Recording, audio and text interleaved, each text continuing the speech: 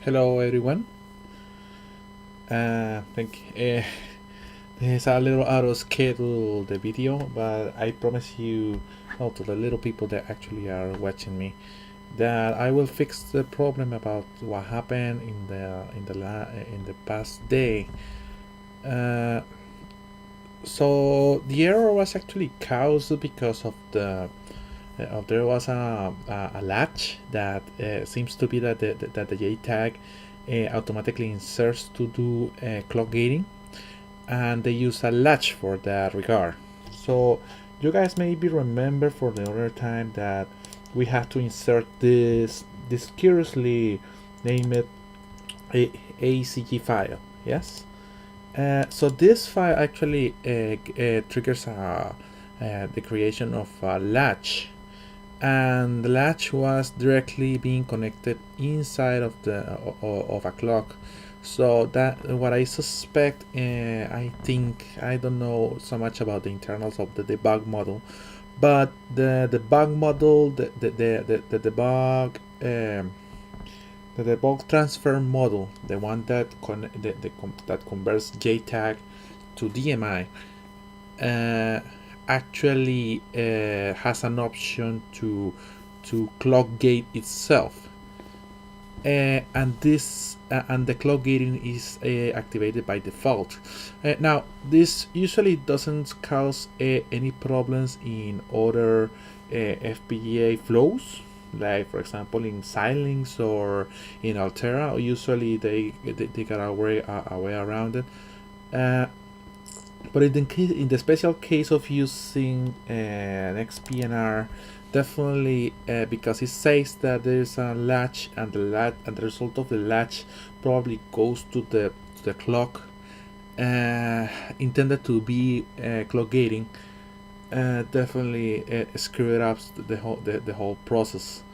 But I have you to tell you that everything is up and running right now. So the way that I actually ended up fixing it, so I did not do anything special here, and the fixing was actually in the configuration file. So I created this class file that is named remove debug clock gating, and it's literally just that this key that controls the creation of the debug model needs to have the clock gate totally in false. If it wasn't true, I actually did a little of digging here and there, and this particular parameter is the one that actually creates that EICG wrapper. So I just followed that thing using the utilities of this IntelliJ IDEA. I follow it down until I got this one.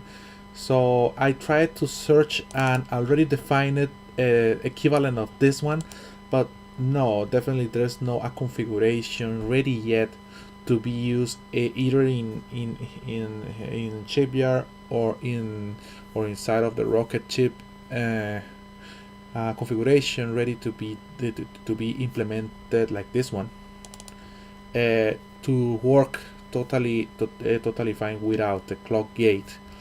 So that doesn't exist. I needed to create it. So as you can see, it just search for the already defined debug key. So up means that actually up means that goes down. I will cover that in a different video.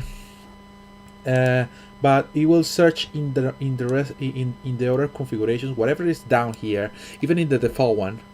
That's what it means that it goes up. So it's a parent. You can see it like a parent, but actually goes down from here. And we'll grab that result. I will map it because it's actually a case, because you can totally disable the debug model, like totally disappear it if you manage to not define this.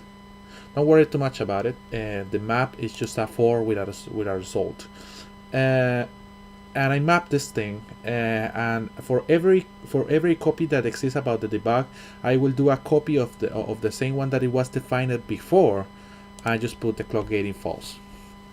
So there's nothing fancy here.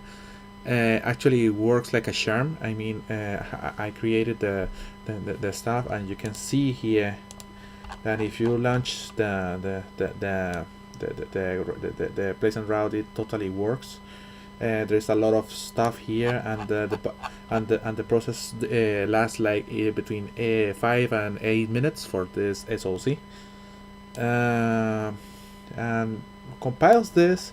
And as an additional, I actually put the last two rules, but they are not, again, and they are not too not too difficult to understand. So the first one actually was to pack.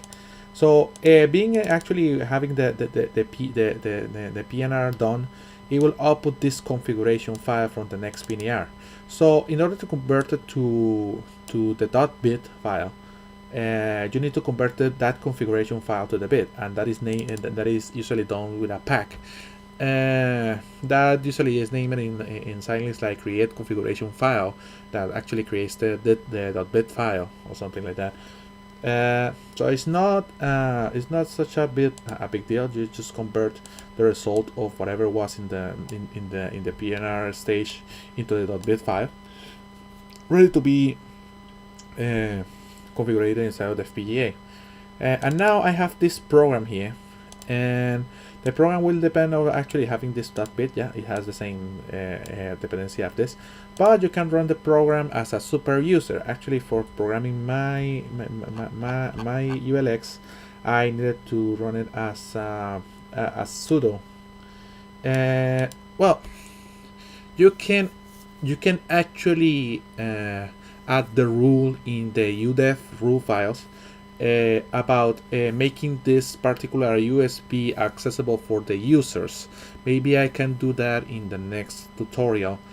So in the next tutorial I will show that, and we'll also show about putting actually a program to actually blink a LED or something. Right now it's not doing anything, so it's programmed. Again, I can demonstrate that actually works. So I can choose, I can disconnect this thing, I can reconnect it. So right now it's like this LED on, and it will turn off because there's not going to be anything there. So I'm going to just run this sudo make program, and that will grab the bit file that we did before and actually put it inside of the FPGA. So I will put that there. We will load in with less a little. 44, 45, 50, 58, 61, 61, 80, 90, and 100. Yes. So right now it's not doing anything. So it's just that's practically not doing anything. What we literally put in the program was in the ROM file that actually goes. The processors are going to execute that zero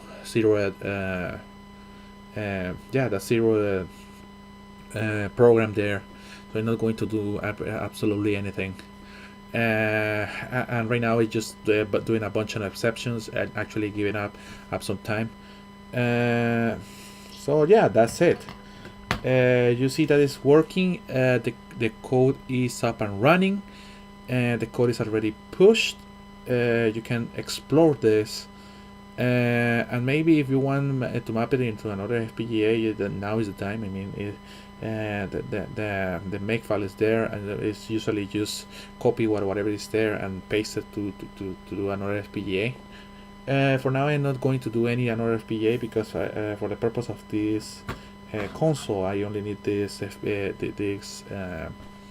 HDMI port. Maybe I'm not even going to use the HDMI port. Maybe I'm going to use a private GPIO or something in the meantime. So yeah, that's pretty much it. Then again, thank you very much for synchronizing here. Sorry for not having the full tutorial in the last video. But hopefully we can finally put here. Let me show here. I want to put here the done about the pass it through the FPGA flow. It will have more problems in the future probably, but right now it passes. It can generate definitely the Verilog file can generate the abstraction of the synthesis, can be the abstraction of the present route. It can generate the .fit file, and finally can be programmed inside of the FPGA. And that's for all. That's what we need for all for now. So right now I actually received this a little Chinese stuff. This is an FTDI. So I'm going to use this FTDI and I'm going to connect it to the GPIO ports, those GPIO ports in this side, to program in a future using JTAG. That is what literally going to be in the next season of this series of videos, and I think it's going to be also the last. And you can finally say that yeah, you can create from scratch and program any random program, whatever is inside there. So yeah, you will need a FTDI or something that talks JTAG and works with OpenOCD, by the way. But I think that OpenOCD actually supports a wide spread of devices out there. So yeah, you naturally only need a JTAG. So that's pretty much it. Thank you very much for being here, and see you next time.